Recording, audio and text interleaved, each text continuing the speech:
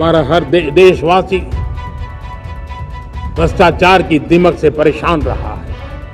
हर स्तर के भ्रष्टाचार ने सामान्य मानवीय का व्यवस्थाओं के प्रति विश्वास तोड़ दिया। उसको अपनी योग्यता क्षमता का प्रति अन्याय की जो गुस्सा होता है वो राष्ट्र की प्रगति में नुकसान करता है।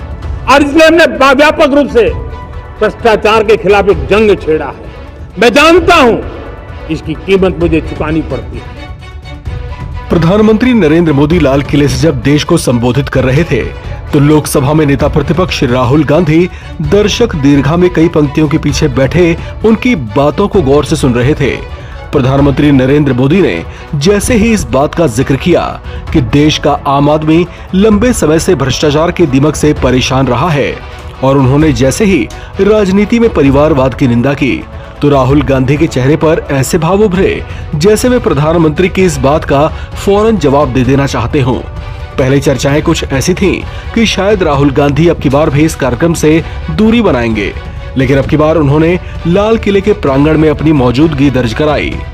मेरे प्यारे देशवासियों, समाज की मनोरचना में भी बदलाव कभी कभी बहुत बड़ी चुनौती का कारण बन जाता है।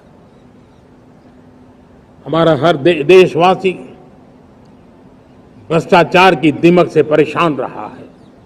हर स्तर के भ्रष्टाचार ने सामान्य मानवीय का व्यवस्थाओं के प्रति विश्वास तोड़ दिया है। उसको अपनी योग्यता क्षमता का प्रति अन्याय की जो गुस्सा होता है वो राष्ट्र की प्रगति में नुकसान करता है। और इसलिए हमने व्यापक रूप से भ्रष्टाचार के खिलाफ एक जंग छेड़ा है। मैं जानता हूं इसकी कीमत मुझे चुकानी पड़ती है। मेरी प्रतिष्ठा को चुकानी पड़ती है, लेकिन राष्ट्र से बड़ी मेरी प्रतिष्ठा नहीं हो सकती है। राष्ट्र के सपनों से बड़ा मेरा सपना नहीं हो सकता। और इसलिए ईमानदारी के साथ भ्रष्टाचार के खिलाफ मेरी लड़ाई जारी रहेगी, तीव्र गति से जारी रहेगी और भ्रष्टाचारियों पर कार्रवाई जरूर होगी। मैं भ्रष्टाचारियों के लिए भय का वातावरण पैदा करना चाहता हूं ताकि देश के सामान्य नागरिक को लूटने की जो परंपरा बनी है उस परंपरा को मुझे रोकना है। लेकिन सबसे बड़ी नई चुनौती आई है। भ्रष्टाचारियों से निपटना तो है ही, लेकिन समाज जीवन में उच्च स्तर पर एक जो परिवर्तन आया है वो सबसे बड़ी चुनौती भी है और एक समाज के लिए सबसे बड़ी चिंता भी है। क्या कोई कल्पना कर सकता है कि मेरे ही देश में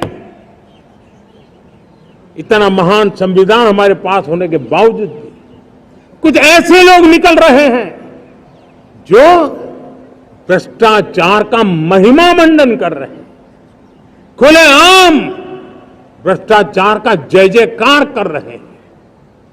समाज में इस प्रकार के बीज बोने का जो प्रयास हो रहा है, भ्रष्टाचार का जो महिमा मंडन हो रहा है, भ्रष्टाचारियों की स्वीकार्यता बढ़ाने का जो निरंतर प्रयास चल रहा है वो स्वस्थ समाज के लिए बहुत बड़ी चुनौती बन गया है, बहुत बड़ी चिंता का विषय बन गया है।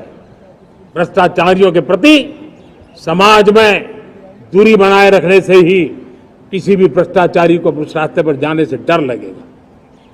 अगर उसका महिमा मंडन होगा तो जो आज भ्रष्टाचार नहीं करता है उसको भी लगता है कि तो समाज में प्रतिष्ठा का रंग बन जाता है, उस रास्ते में जाने में बुरा नहीं होगा। 15 अगस्त के मौके पर नेता प्रतिपक्ष होते हुए भी राहुल गांधी को 5वीं पंक्ति में बैठने की जगह दिए जाने की कांग्रेस ने कड़ी निंदा की है। कांग्रेस नेता सुप्रिया श्रीनेत ने कहा कि नेता प्रतिपक्ष का दर्जा कैबिनेट मंत्री के बराबर होता है, फिर भी उनको वो सम्मान नहीं दिया गया।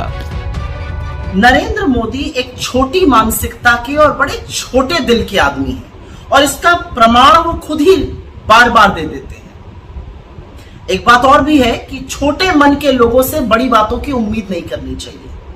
आज स्वतंत्रता दिवस समारोह पर नेता प्रतिपक्ष राहुल गांधी को 5वीं लाइन में बिठाकर नरेंद्र मोदी आपने अपनी कुंठा तो दिखा दी, लेकिन इससे राहुल गांधी को कोई फर्क नहीं पड़ता है।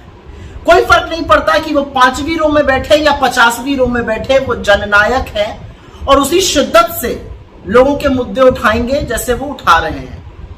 लेकिन यह दिखाता है कि आप और आपकी सरकार के मन में लोकतंत्र के लिए, लोकतांत्रिक परंपराओं के लिए, नेता प्रतिपक्ष के लिए तनिक भी इज्जत नहीं है।